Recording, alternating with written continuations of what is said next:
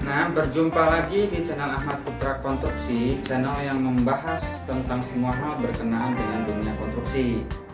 Pada video kali ini kita akan membahas tentang izin mendirikan bangunan atau IMB dengan peruntukan sebagai rumah hunian atau rumah pribadi, mulai dari syarat-syarat hingga mendapatkan sertifikat IMB rumah. Izin ini sangat penting karena jika rumah kita tidak memiliki IMB, maka bisa dikatakan sebagai rumah ilegal dan bisa disegel oleh pemerintah setempat. Namun, menurut fakta di lapangan, kebutuhan atau urgensi perlunya izin ini seringkali hanya untuk daerah-daerah strategis seperti posisi tanah yang berada di perkotaan dan tanah di samping jalan raya, baik itu jalan arteri, jalan provinsi, dan jalan kabupaten. Untuk posisi bangunan yang berada di pedesaan, seringkali sulit untuk menerapkan kebijakan izin ini karena dilihat dari kondisi ekonomi dan sebagainya.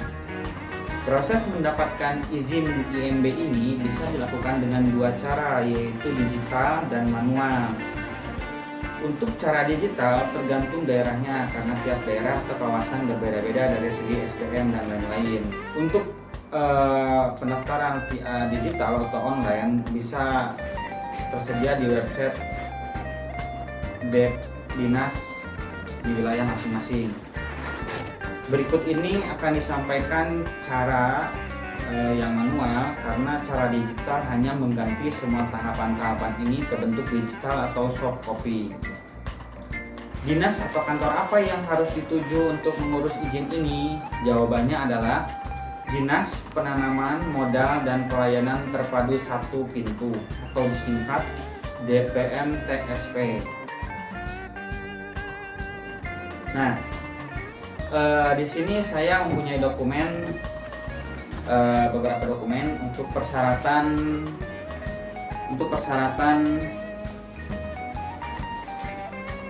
izin IMB ini. Yang pertama adalah surat formulir pendaftaran IMB atau permohonan IMB. Di sini saya mempunyai dua contoh untuk formulir pendaftaran IMB. Yang satu dari daerah ibu kota provinsi dan satu lagi dari daerah di kabupaten. Dari segi halaman dan lampirannya pun lebih sedikit yang di kabupaten, sedangkan di perkotaan lebih banyak surat atau persyaratan yang harus dilampirkan. Nah, yang kedua adalah fotokopi surat tanah atau surat pajak bangunan ataupun sertifikat. Yang selanjutnya adalah fotokopi KTP pemilik tanah.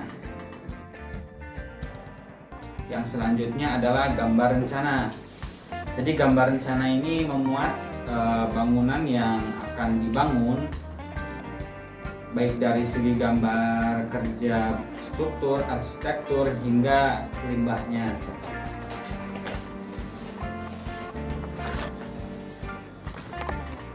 Mudah bukan? Tadi hanya 4 hal yang perlu dibawa ke dinas DPMTSP tadi untuk mendapatkan surat izin. Setelah itu kita akan membahas tentang biaya pembuatan IMB. Berapa sih pembuatan IMB? Pada umumnya rumus perhitungan IMB ada.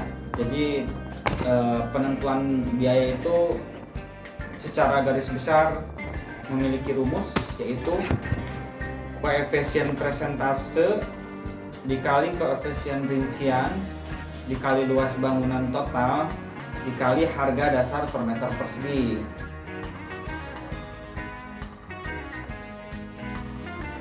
Saya ambil contoh sebuah rumah kecil dengan luas bangunan, patokannya luas bangunan ya, bukan luas tanah.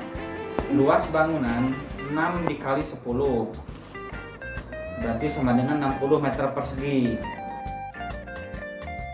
Lalu hasil rumus IMB menghasilkan harga per meter persegi adalah Rp30.000. Jadi 60 dikali 30.000